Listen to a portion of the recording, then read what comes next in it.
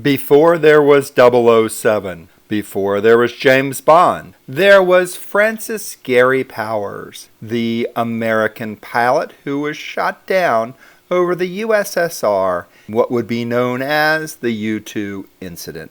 Spies have always been known to drive interesting vehicles, and Gary Powers took ownership of a Mercedes-Benz 220SE in the beginning of 1960. Let's take an intimate look at that 1960 Mercedes-Benz 220SE Cabriolet. We spent some time with Francis Gary Powers Jr. talking about his father's 1960 Mercedes-Benz 220SE Cabriolet. His father ordered and picked this vehicle up at the factory in the beginning of 1960, actually about 4 months before his father was shot down over the USSR.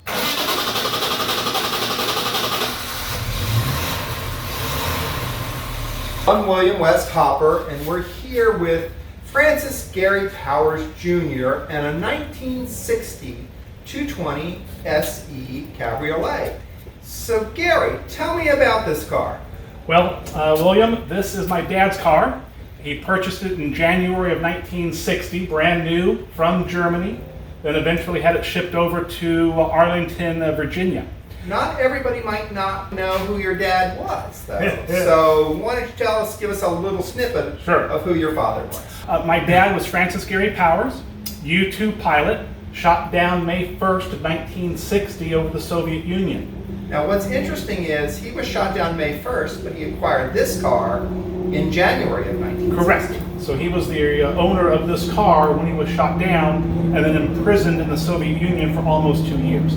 So he specifically specified this vehicle and received it picked it up in Germany and drove it for a couple of months before he went on that fateful flight. Correct. And then the car during that period of time was shipped home with his wife Barbara. Correct. For those of you who don't know, that's not your mom, that was his first wife. His first wife. So that was shipped home then, and it came to Georgia? Is that no, it was shipped to Arlington, okay. The AMC, the AMG. What American Service Center is. American Service Center right there. I want to say that's like Glebe Road or... Yeah, Glebe Road. So it was shipped to there, and then it made its way down to Georgia, to Milledgeville, which is where Barbara, my dad's first wife, was living with her mother while my father was in prison. Right. So then when he came home in 1962... he was released in February of '62 in exchange for Soviet spy Rudolf Abel. Came home to America. Did he come home right? Did they fly him like that night? He flew in February 10th that day. He arrived February 11th in the States. He was whisked off to a safe house for debriefing by the CIA. And when do you think he got to this car? 3 weeks later, probably about March 6th of '62, he would have gotten together with his wife and probably gotten to the car at that time. And then he drove that car until his death in August of 1977. That's correct. Right. And then since that period of time, you've had this car. Kind of. Mom had it at home in storage for many years, from about 77 till 2003. Right. So Mom, your father remarried in 1963. You were born in 1965. Correct. So then you were born into this car. Yes, I remember sitting in my dad's lap in this seat, steering the car up the hill into the driveway when I was about 5 to 7 years old. So I always remember having this car in the family growing up.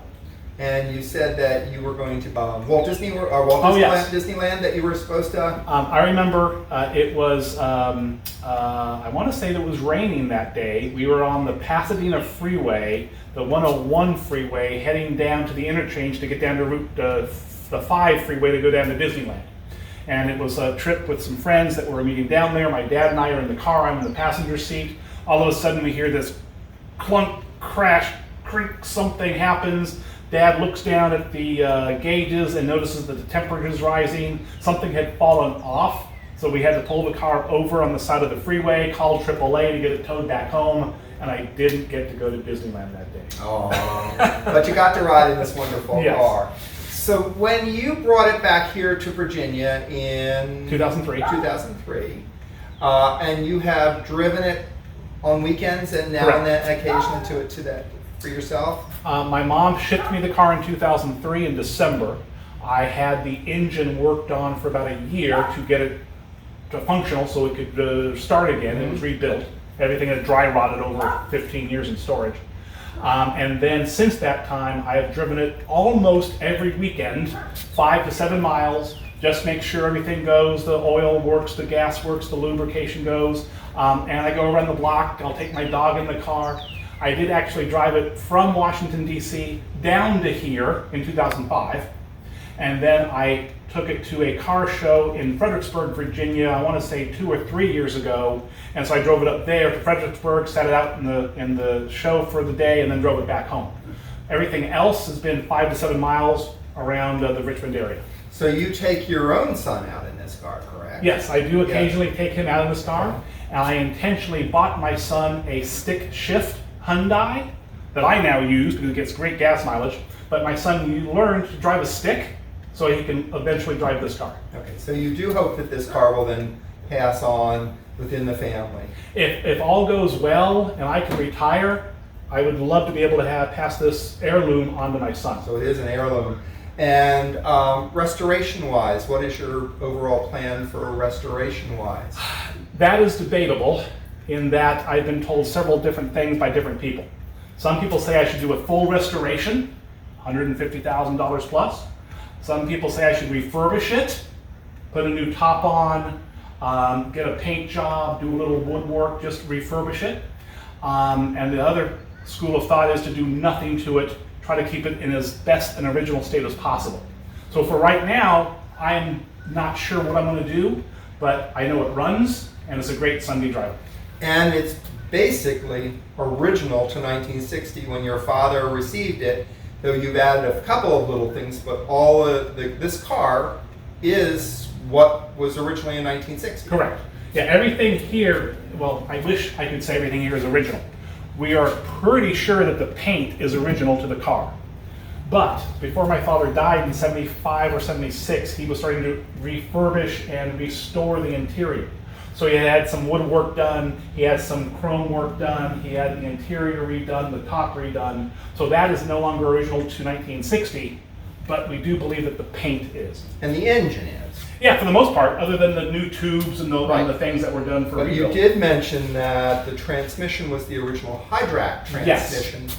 And he had that changed out. Is correct. That correct? It's my understanding that my mom told me after my father passed that this car used to be a hydrak. That there was no clutch. It was an automatic clutch in the system, but it was still a stick shift. And at one point in time, probably in the 70s, it stopped working correctly. So instead of redoing that mechanical system to company specifications, he ended up having a clutch put in so that he could continue to drive the car. So really, the things that are changed would be the hydrak, the transmission, the top has been replaced, and the upholstery has been replaced, and there's been some restoration of the wood. But other than that, this car is as 1960 as when he picked it up. Correct, for the most part. There's a couple of fender benders on the bumper, things like that. We call that patina. Yes, it is patina. Lifestyle, as you can see now, patina. Lifestyle with patina. The cracks in the paint, it's that old. And the hood star, you took that off so nobody would steal it. Correct. So I definitely popped that off. I do have it. I can get it out to. I think you've already have some pictures. But eventually, that hood star will go back on the front of the car.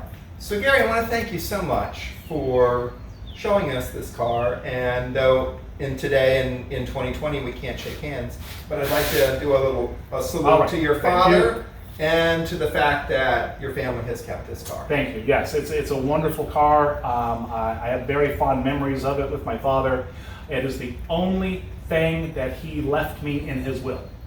So it's that sentiment. Very good, very good. Well, again, thank you so much, sir. All right, William, thank you.